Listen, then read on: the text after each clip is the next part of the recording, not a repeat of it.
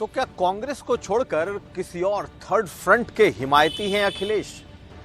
कांग्रेस को लेकर अखिलेश यादव ने क्या कहा है और फ्रंट बनाने को लेकर अखिलेश यादव ने क्या कहा है? उत्तर प्रदेश की सियासत क्या हो सकती है 2024 को लेकर, हम आपको यह बताएंगे। एक तरफ अखिलेश तो दूसरी तरफ ओम प्रकाश राजभर अब आरएसएस के समर्थन में कूद आए हैं। क्या कहा है ओम प्रकाश राजभर ने संघ प्रमुख के बयान को लेकर के, ये भी जानिए। और अखिलेश यादव ने आज अपने उस दरिया दिली का बखान कर ही दिया कि उन्होंने क्यों ऋचा राजपूत को माफ किया, लेकिन उसके पीछे की क्या है कहानी, हम ये भी समझेंगे। नमस्कार, मैं हूं कुमार अभिषेक, आप देख रहे हैं यूपी तक। हम हाजिर अपना न्यूज शो आज का यूपी लेकर। आज अखिलेश यादव ने एक प्रेस कॉन्फ्रेंस की। प्रेस कॉन्फ्रेंस तो उन्होंने बुलाई थी मुलायम सिंह यादव के नाम पर एक कैलेंडर को जारी करने को लेकर, लेकिन उन्होंने आज जो नई सियासत हो रही है उसे लेकर खूब इशारे किए। अखिलेश यादव ने एक बात साफ कही कि कोई ना कोई फ्रंट बनाना पड़ेगा। जब उनसे पूछा गया कि क्या वो कोई थर्ड फ्रंट बनाएंगे, उस पर उन्होंने कहा कि विपक्ष को कोई ना कोई एक फ्रंट बनाना पड़ेगा जिसमें सभी शामिल हो। इसमें केसीआर, ममता बनर्जी, नीतीश कुमार, तमाम विपक्षी नेताओं का और दलों का उन्होंने नाम लिया। लेकिन जब कांग्रेस को लेकर के सवाल किए गए कि क्या कांग्रेस के निमंत्रण में वो जाएंगे, तो सिर्फ इतना कहा कि उन्हें उनके यात्रा के समापन की शुभकामनाएं हैं, लेकिन वो उसमें शामिल नहीं होंगे। तो सबसे पहले देखिए फ्रंट को लेकर क्या कहा है अखिलेश यादव ने और कांग्रेस को लेकर के उन्होंने क्या कहा है, फिर हम समझेंगे। सर, राहुल गांधी की यात्रा श्रीनगर पहुंच रही है, भारत जोड़ो यात्रा, उसके लिए आपको भी इनविटेशन मिला है, तो अभी मैं शुभकामनाएं देता हूं और बहुत जल्दी उसका जो हमें पत्र मिला उसका जवाब भेज दिया जाएगा। क्या कोई प्रतिनिधिमंडल में?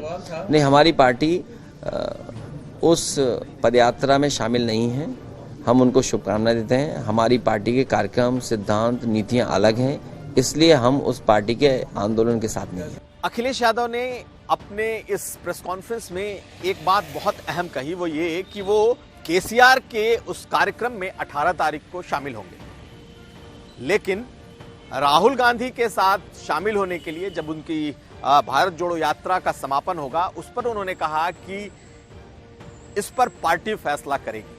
यानी कि कांग्रेस को लेकर अखिलेश यादव निश्चित तौर पर कहीं ना कहीं एक रिजर्वेशन रख रहे हैं और दूसरे विपक्षी दलों के साथ उन्हें जोड़ने को तैयार बैठे हैं। जब फ्रंट की बात हुई तो उन्होंने कहा कि कोई ना कोई फ्रंट बनेगा, तो यह मान लेना होगा या इस तरफ अखिलेश यादव बढ़ रहे हैं कि बीजेपी और कांग्रेस को छोड़कर कोई तीसरा फ्रंट बनाया जाए, क्योंकि सवाल थर्ड फ्रंट का ही हुआ था। सुनिए क्या कह रहे हैं अखिलेश यादव केसीआर को लेकर और कांग्रेस को लेकर दोनों के निमंत्रण पर। क्या केसीआर के साथ मिलकर एक नया समीकरण आप बना रहे हैं? जो भी देश में समीकरण बनाएगा उसके साथ हम हैं। यानी केसीआर बना रहे हैं? नहीं, मैंने आपसे कहा कि वेस्ट बंगाल की मुख्यमंत्री जी ममता बनर्जी जी वो प्रयास कर रही हैं जी। बिहार के मुख्यमंत्री नीतीश कुमार जी वो प्रयास कर रहे हैं, तेलंगाना के मुख्यमंत्री जी प्रयास कर रहे हैं। तो समय समय पर विपक्ष एक हो उसका प्रयास लगातार चल रहा है, हम सबके साथ हैं। और कोई ना कोई ऐसा गठबंधन, फ्रंट या पॉलिटिकल पार्टी का समूह बने जिसके साथ हम लोग हैं, क्योंकि आज महंगाई चरम सीमा पर है, बेरोजगारी चरम सीमा पर है, आप न्याय की उम्मीद नहीं कर सकते हैं, झूठ का प्रचार बढ़ा है। आप सच जानने के लिए आपको न जाने क्या क्या करना पड़ेगा, तब सच जान पाएंगे। यानी कि आप मानते हैं 2024 में एक थर्ड फ्रंट की जरूरत पड़ेगी बीजेपी को हटाने के लिए? जनता खड़ी है बीजेपी को हटाने के लिए। केवल विपक्ष के लोगों को कोई ना कोई फ्रंट, कोई ना कोई ग्रुप ऐसा तैयार करना पड़ेगा जिसके सहारे भारतीय जनता पार्टी को हटा सके। मतलब सिंगल एंटिटी में कोई भी पार्टी नहीं, प्रधानमंत्री तो एक ही बनेगा। तो ये साफ है कि उत्तर प्रदेश की ये जो सियासत है वो धीरे धीरे दिल्ली की ओर बढ़ रही है। अखिलेश यादव खुद भी 2024 का चुनाव लड़ने को इच्छुक हैं और जानकारी के मुताबिक वो कन्नौज से ही चुनाव लड़ेंगे। लेकिन थर्ड फ्रंट की जो बात आज छिड़ी है ये दूर तक जाएगी। एक बहुत बड़ा धड़ा है जो चाहता है कि कांग्रेस के अलावा एक बड़ा गठबंधन बने जिसमें केसीआर भी हैं, और केसीआर को अखिलेश यादव कहीं ना कहीं समर्थन कर रहे हैं। लेकिन नीतीश कुमार, लालू प्रसाद यादव ऐसे लोग हैं जो चाहते हैं कि कांग्रेस के नेतृत्व में गठबंधन बने। कुल मिलाकर के अभी बीजेपी के खिलाफ विपक्ष की क्या रूपरेखा हो यह तय नहीं है और विपक्ष के नेताओं में आपस में एका होना भी आसान नहीं है। अब अगली खबर। तो ओम प्रकाश राजभर अब खुलकर बीजेपी के लिए और आरएसएस के लिए बैटिंग करने लगे हैं। ओम प्रकाश राजभर ने आज संघ प्रमुख मोहन भागवत के बयान के समर्थन में कहा कि आरएसएस प्रमुख ने कोई गलत बात नहीं कही है। अगर उन्होंने कहा है कि मुसलमानों को डरने की जरूरत नहीं है और उन्हें श्रेष्ठता का भाव यानी सुपीरियरिटी कॉम्प्लेक्स जो है उसे छोड़ना चाहिए, तो इसमें कोई गलत बात आरएसएस प्रमुख ने नहीं कही है। लगातार ओम प्रकाश राजभर बीजेपी और आरएसएस की तारीफ करते दिखाई दे रहे हैं। आज उन्होंने न सिर्फ आरएसएस की तारीफ की है बल्कि मुसलमानों को और खासकर मुस्लिम मौलानाओं और नेताओं को नसीहत भी दी है। हमारे यूपी तक संवाददाता से उन्होंने बातचीत में इस बात को साफ कहा है। सुनिए क्या कह रहे हैं ओम प्रकाश राजभर आज आरएसएस प्रमुख के बारे में। ये लोग बीजेपी का भय, बसपा भी भय दिखाती है बीजेपी का, कांग्रेस भी बीजेपी का भय दिखाती है, सपा भी बीजेपी का भय दिखाती है। सारी पार्टियां बीजेपी का भय दिखा करके मुसलमानों का वोट लेना चाहती है। इसी बयान पर मोहन भागवत जी ने कहा है कि संविधान के दायरे में इस संविधान बाबा साहब डॉक्टर अम्बेडकर जी ने जो लिखा है, सभी धर्म मजहब को अमन चैन से जीने का, अमन चैन से रहने का संविधान में व्यवस्था है। उसी बात को मोहन भागवत जी ने कहा है। तो सुना आपने, अब पूरी तरीके से ओम प्रकाश राजभर भाजपा मय होने की तैयारी में। कब होते हैं इस पर हमारी नजर रहेगी। अखिलेश यादव ने कहा कि वो ऋचा राजपूत जो कि बीजेपी के भारतीय जनता युवा मोर्चा की जो अधिकारी रही हैं, जिन्होंने सबसे कहा जा सकता है कि निचले स्तर की और भद्दी ट्वीट की थी अखिलेश यादव, उनकी पत्नी डिंपल यादव और उनकी बेटी के खिलाफ, आज अखिलेश यादव ने कहा कि उन्होंने माफ कर दिया। सिर्फ माफ ही नहीं किया, उन्होंने पूरी बात बताई कि आखिर वो क्यों नहीं चाहते थे कि उनकी गिरफ्तारी हो।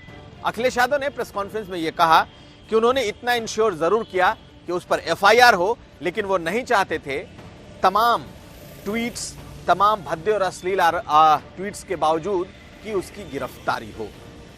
अखिलेश यादव ने कहा कि ऋचा राजपूत तो सिर्फ मुखौटा थी, बीजेपी के बड़े नेता ये करा रहे थे और वो नहीं चाहते थे कि इस वजह से ऋचा राजपूत जेल में जाए। आप पहले सुनिए अखिलेश यादव ने कहा क्या है, उसके बाद हम समझाएंगे कि इसके पीछे की एक और असली वजह क्या है। मैंने कहा इसने लिखा जरूर है, लेकिन बीजेपी के बड़े नेताओं के कहने से लिखा होगा, कोई ना कोई उसके पीछे खड़ा है इसलिए लिखा होगा, इसलिए इसको माफ कर दें। आप एफआईआर जरूर दर्ज करें, लेकिन जेल भेजना जरूरी नहीं है, हमारी कोई शर्त नहीं। तो ऋचा राजपूत का जेल नहीं जाना ये एक डील के तहत तय हो गया था जब अखिलेश यादव पुलिस मुख्यालय पहुंचे थे और अपने जो उनके सोशल मीडिया हैंडलर थे उसको छुड़ाने के लिए।